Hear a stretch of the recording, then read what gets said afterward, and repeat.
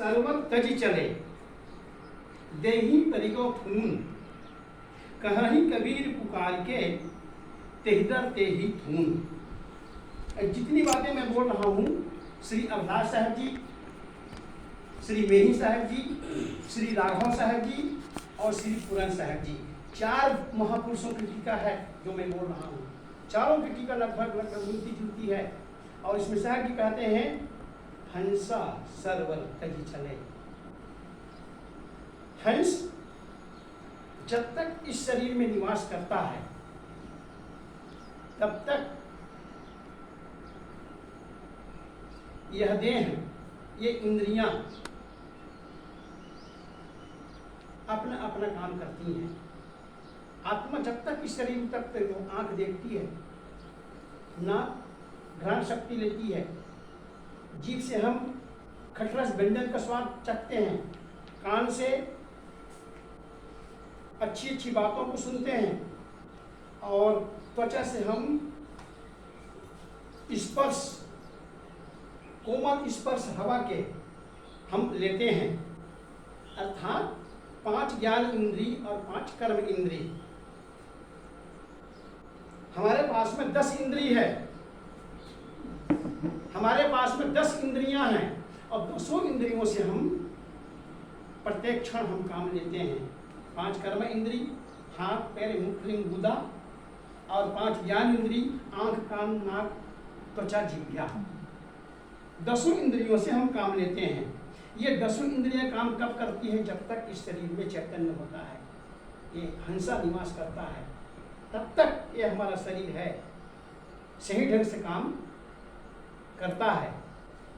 और जैसे ही आत्मा निकल जाती है, ये चैतन्य निकल जाता है, कॉन्शसनेस इस शरीर से गायब हो जाती है, तो कहते हैं देही परिगो सून, सुना।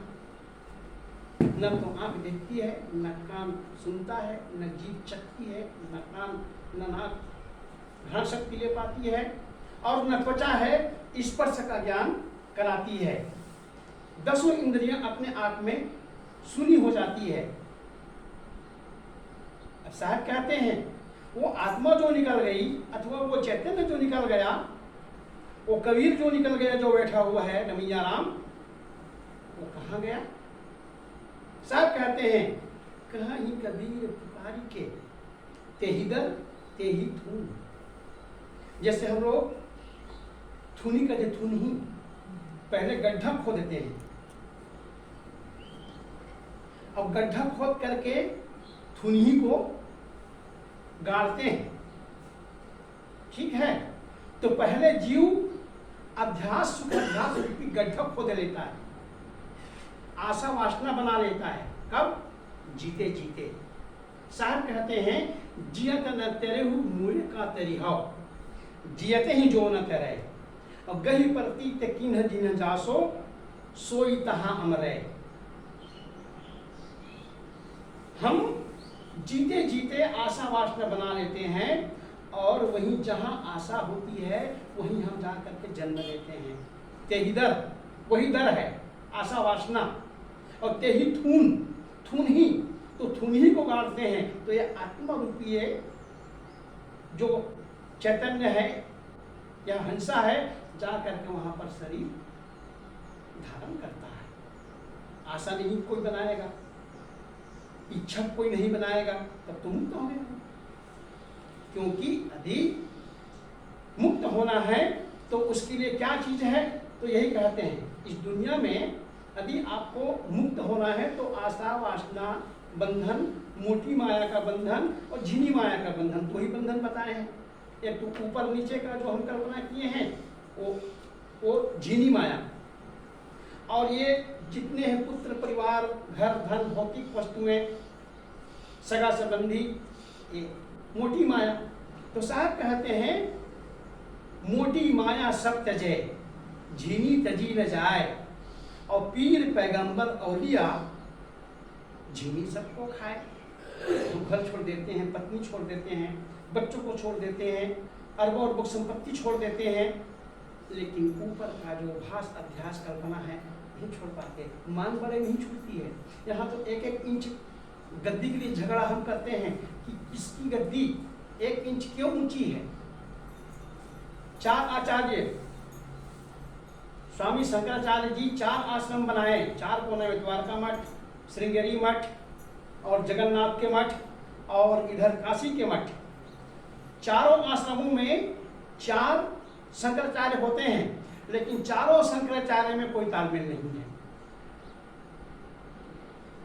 हमारे कबीर पंथ में सदगुरु कबीर साहब के 4 शिष्य हुए, मान के चलिए किंवदंती जो चलती है, जो हम पढ़ते हैं पुस्तकों में, दादू साहब, भागू साहब, सूरत गोपाल साहब और धर्मदास साहब, ठीक है। चारों में तालमेल है क्या? कोई तालमेल नहीं। न हम उनको देखते हैं, न हमें देखते हैं। वो कहते हैं मैं बड़ा, वो कहते हैं मैं बड़ा, वो कहते हैं मैं बड़ा हूँ, वो कहते हैं मैं बड़ा हूँ। किसी में तालमेल नहीं है। 1-1 इंच के लिए, छोटी छोटी पूजा विदाई के लिए हम लोग लड़ पड़ते हैं। ये उचित है क्या? उचित नहीं है। और इसी को साहब कहते हैं मोटी माया तो हम छोड़ दिए, लेकिन मान बड़ाई की जो झीनी माया है, जो सूक्ष्म माया है, उस माया को हम नहीं छोड़ पाते हैं। भले हम संत बन गए हैं, और ये झीनी माया जब तक आप नहीं छोड़ोगे तब तक कल्याण असंभव है, तब तक मुक्ति असंभव है। साहब कहते हैं तेहिदर के ही धून, जहाँ वासना बनाए हो आप, जहाँ जीते जीते आसना बनाए हो, वहीं आपको जाना पड़ेगा, जन्म लेना। थून, थून मतलब ये जीव वहीं जाकर के करता है, शरीर लेकर के थून ही का काम करता है यह जीव। किसने कहा है?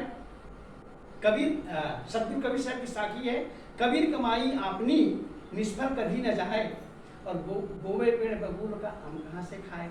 और एक साखी और चलती है उदाहरण के रूप में, भक्ति बीच पलटे नहीं जो जुग जाए अनंत, ऊंच नीच घर अवतरे भय संत के संत। अब कभी कभी कोई पूछते हैं साहब मर करके क्या बनोगे आप? आपको क्या लगता है? कबीर साहब ने ऐसे थोड़ी किसी को चैलेंज किया था। कबीर साहब ने जीते जीते चैलेंज किया था कि मैं आत्मज्ञानी हूं, और आत्मज्ञानी मैं हूं तो चाहे मैं दुनिया में कहीं भी शरीर छोड़ूं, मैं नरक में नहीं जाने वाला, मैं मुक्त होने वाला हूँ। और इसीलिए काशी को छोड़ करके मगहर आए। अब आप क्या समझते हैं हम भैंसा बनेंगे? हम भैंसा का काम नहीं कर रहे हैं। आपके अंदर मुक्त ज्ञान होना चाहिए। आप जब किसी खेत में जब धान बोते हैं, मोटा धान, तो कहते हैं भाई मैं तो मोटा धान बोया हूँ, मोटा ही होगा। तो कर्म जब कर रहे हो, डेली कर्म कर रहे हो अपने प्रति, तो आपको इतना होश नहीं है कि मैं जो कर्म कर रहा हूँ तो मेरी वासना नहीं है, मेरी आशा नहीं है, मेरी तृष्णा नहीं है, मैं अच्छा कर्म कर रहा हूँ तो मैं पशु खाने में क्यों जाऊँगा मैं? तो आप दहाड़ करके बोलिए मैं मनुष्य बनूंगा, क्योंकि मैं मनुष्य का काम मैं कर रहा हूँ। और जीते जीते जो मनुष्य का काम करता है वो मर करके पशु कैसे होगा?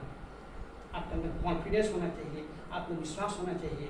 साहब कहते हैं तेहिदर तेही